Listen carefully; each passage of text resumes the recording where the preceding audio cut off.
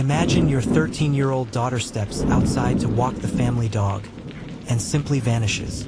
No scream, no witness, just silence swallowed by the falling dusk. For 21 years, her family lives with empty birthdays, unanswered prayers, and a dog that comes home alone. And then, decades later, in a quiet orchard at dawn, a farmer's shovel hits something buried under the tangled roots of an old apple tree. A cracked red leather collar, and with it, a secret that had slept undisturbed for 2 decades finally claws its way back to the light. It was October 17, 1994, in Willow Creek, a sleepy farming town nestled between rolling hills and dense woods. Emily Carter was the kind of girl everyone in town seemed to know. Freckles, shy smile, always with her beloved golden retriever, Rusty. That Monday started like any other. Emily rushed home from school, threw her backpack on the floor, and called out to her mom in the kitchen. She had a simple after-school ritual. Walk Rusty down Miller Lane, past the cornfield, and back through the edge of the woods. The route was familiar, comforting. At 4:45 p.m., Emily clipped on Rusty's red leather collar and leash and left the house. Her mother, Claire, reminded her to be back before dark. Emily turned, smiled, and said, "I won't be long." That was the last time anyone saw her. When Emily didn't return by dinner, Claire tried to stay calm. Maybe Emily stopped to talk to a neighbor. Maybe Rusty slipped the leash. But as the sun set and darkness swallowed the quiet streets, fear took over. By 8 p.m., Claire called the Willow Creek Sheriff's Department. Deputy Mark Reynolds, who'd known Emily since she was a toddler, arrived within minutes. Officers and volunteers scoured the streets, calling Emily's name into the cold night air. Rusty returned just before midnight, muddy, shaking, the leash trailing behind him. But Emily was nowhere in sight. The next morning, search teams spread across fields and forests. Helicopters buzzed overhead, and divers combed Willow Creek's narrow river. But there was no sign of Emily. Local news covered the story relentlessly. Her picture, pale blue eyes, blonde hair tied back in a ponytail, stared out from flyers taped to lampposts, store windows, and church doors. Days turned into weeks. Leads dried up. Rumors swirled. Some blamed drifters seen near town. Others whispered darker possibilities, even family secrets. But no arrest was made, and no trace of Emily surfaced. For Emily's parents, every passing year felt like a wound that never closed. Claire kept Emily's bedroom exactly as it was. The teddy bear on her pillow, the posters on the wall, even the school books on her desk. Every morning, Claire opened the curtains, letting sunlight spill across the empty bed. Rusty, too, never fully recovered. Until his death 3 years later, he'd often sit by the door, whining softly at dusk, the hour Emily had always come home. Emily's father, John, struggled silently. He'd walk Miller Lane countless times, staring into the fields, searching for anything the police might have missed. Every anniversary, the town gathered at Willow Creek Park for a candlelight vigil. And every year, fewer people came. Over time, Emily Carter's name faded from the town's daily conversations. But for her family, the ache never dulled. Fast forward to 2015. Willow Creek had changed. New houses, a larger grocery store, even a coffee shop where the old hardware store used to be. One morning in late September, Farmer Daniel Hughes was clearing part of his orchard after a powerful storm had toppled 2 apple trees. As Daniel dug near the exposed roots, his shovel struck something hard. At first, he thought it was a buried tool maybe lost decades ago. But brushing away dirt, he uncovered a small, rusted buckle, still attached to cracked red leather. A name was faintly visible on a worn brass tag. Rusty. Daniel froze.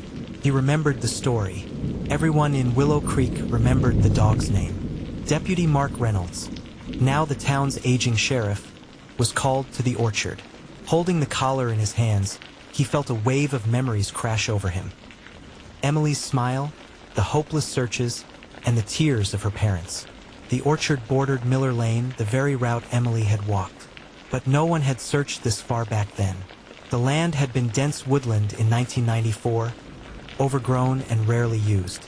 Excavation teams arrived the next morning. Police cordoned off the area. Beneath the soil, just a few feet from the collar, searchers found bones, small, delicate. And near them, shreds of faded fabric that matched what Emily had worn that day. A green sweatshirt and jeans. DNA tests confirmed what everyone feared but somehow already knew. After 21 years, Emily Carter had finally been found. The discovery rocked Willow Creek. News trucks returned to town. The same questions echoed. What had happened to Emily?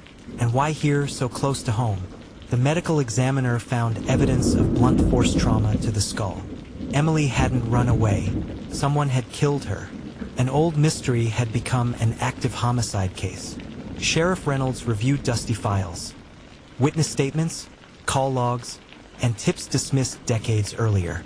He also reopened the question everyone had quietly wondered. Who had been near Miller Lane that day? In 1994, several people reported seeing a red pickup parked near the woods. The driver was never identified. At the time, the tip seemed weak. Just a truck, no license plate, no name. But in 2015, technology had advanced. Investigators used public records to track red pickups registered in the county around that year. One name stood out: Henry Wallace, who'd lived less than 2 miles from Emily's home. Wallace had sold his truck and left town just months after Emily vanished. Wallace, now 62, lived in a different state. Police knocked on his door. He denied knowing Emily, claimed he had never been near Miller Lane. But then they found something chilling in his old storage unit. A small box, dusty and forgotten. Inside, a newspaper clipping about Emily's disappearance, and a single dog tag engraved with the name Rusty. Wallace was arrested. During questioning, he denied everything. But confronted with the evidence, his story shifted. He claimed he'd only wanted to talk to Emily that day, that she'd gotten scared, tripped, and hit her head, that he'd panicked and buried her body. Investigators didn't believe it was an accident. But after 21 years, memories fade, evidence decays. Prosecutors charged Wallace with second-degree murder. At trial, the jury heard about Wallace's history, reports of inappropriate comments to young girls in the early 90s, neighbors who remembered his red truck near the woods that day, and the dog tag that tied him to Emily's last moments. In 2017, Wallace was convicted and sentenced to life in prison. Emily's family sat in the courtroom, tears streaming down their faces as the judge read the verdict. Claire Carter later said, "For 21 years, we woke up every day not knowing. Now we know. Emily didn't run away. She didn't forget us. She was taken. And finally, the man who did it can never hurt anyone else." At Emily's grave, a new headstone was placed, engraved with words chosen by her mother: loved, missed, and found. The town of Willow Creek never forgot Emily. In 2018, the local park was renamed Emily Carter Memorial Park. Every October, townspeople gather to release white balloons, one for every year Emily was gone. Sheriff Reynolds, now retired, often visits the orchard where the collar was found. He once told a reporter, "All those years we walked past that spot. She was always closer than we knew." For Emily's parents, the pain never left, but neither did love. Claire keeps Rusty's restored collar in a shadow box above Emily's picture. She says, "It was Rusty who brought her home in the end." In Willow Creek, the memory of Emily Carter lives on, not just in a park or a headstone, but in every parent's silent prayer when their child leaves home. Please, come back safe. Emily's story is a reminder that even decades later, the truth can still find its way to light. And sometimes, it begins with something as small, as worn, as a dog's collar under an old tree root.